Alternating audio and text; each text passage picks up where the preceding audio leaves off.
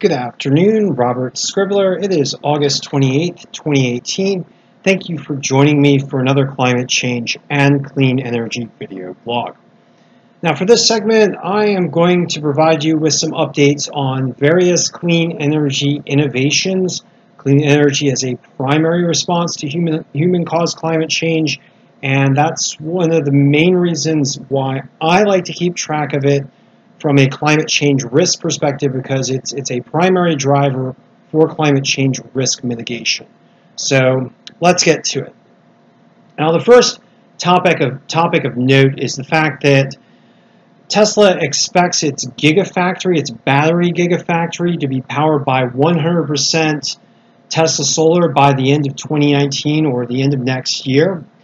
This will help to further shrink the carbon footprint of clean energy production, clean energy technology production, which already in a net systemic fashion helps to generate the incredibly shrinking carbon footprint by replacing various chains of productivity and transportation with clean energy. By putting solar panels directly on top of a manufacturing facility and powering it with 100% clean energy or solar energy is one way to achieve that. And the Gigafactory, by square footage, is likely to be the largest manufacturing facility on planet Earth. So it's a big leap forward for sustainable production of clean energy technology. So some big news for Tesla there. Now, speaking of electrical vehicles, it's long been speculated by many analysts that China would try to enter the U.S. market and start offering clean energy vehicles to the U.S. market. And apparently this is starting to happen in Texas now, with China's Candy Motors planning to enter the Texas market with two offerings. One, an all-electric SUV with an approximate 188-mile all-electric range, and a compact electrical vehicle called the K22 with an 83-mile electric range, but very, very low expected price for both of these vehicles. The EX3, or the SUV in China, is offered for around $20,000 after electrical vehicle incentives. This would be a very low-cost electrical vehicle with a range comparable to the present Nissan Leaf. In addition, the K22, I've seen estimated costs for this vehicle in the range of $12,000 after incentives. So two very low-cost potential electrical vehicle offerings coming from China. We'll have to keep an eye on this story as it develops, but China in general is producing a massive amount of all electrical vehicles, and it's very likely that China will try to market these vehicles around the world, as we have a high demand for electrical vehicles or clean energy vehicles in a number of locations, with orders going unfulfilled for many popular electrical vehicle models.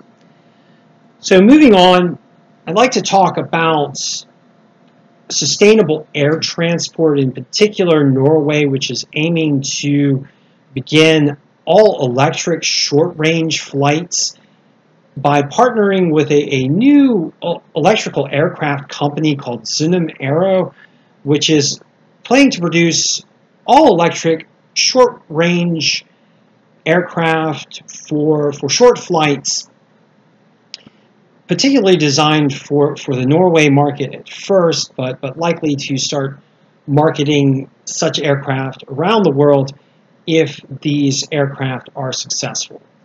Now, air travel is one area where it's very difficult to transition away from fossil fuel burning, but advancements in both battery energy density and battery cost are enabling a potential for designing new forms of air transport reliant only on electrical energy and not on fossil fuel burning. And to this point, just like to point out that Airbus is currently pursuing a prototype hybrid electrical aircraft that runs both on fossil fuels and an electric turbofan engine to be a test bed for an all-electric turbofan engine. And so Airbus is using this eFan-X aircraft demonstrator as a platform for an electric turbofan engine in a hybrid design. So if electric turbofans start to become practical and mated with battery technology or fuel cell technology, then it starts to become possible to transition long-haul aircraft and medium-range aircraft as well. So a trend to keep an eye on. It's worth noting that the eFan-X engine is rated at a 2 megawatt capacity, so something that's capable of producing a lot of thrust and comparable thrust to a traditional turbofan engine. So something to keep an eye on. Now, one more innovation for clean energy in transportation is movement of sea-based transport or water-based transport to electric, and there's been a number of innovations in this field. But I'd like to highlight some recent news from a company called Q-Yachts that is starting to produce day cruisers that have a range of between 22 and 80 nautical miles, depending on battery pack design and how fast you run the vehicle while you're on the water. And these Q-Yachts are expected to target a premium market segment for day cruisers in general, following a model similar to Tesla. So a number of clean energy innovations that are presently being undertaken by a number of clean energy companies. It's worth noting that clean energy interest is expanding, and in particular is starting to really target clean transport. So this is a very positive set of innovations and a positive trend overall that, if it really starts to hit its stride, will enable us to transition away from fossil fuel burning and keep harmful carbon, particularly old carbon sources, in the ground. So thank you for joining me, and I'll be chatting with you soon.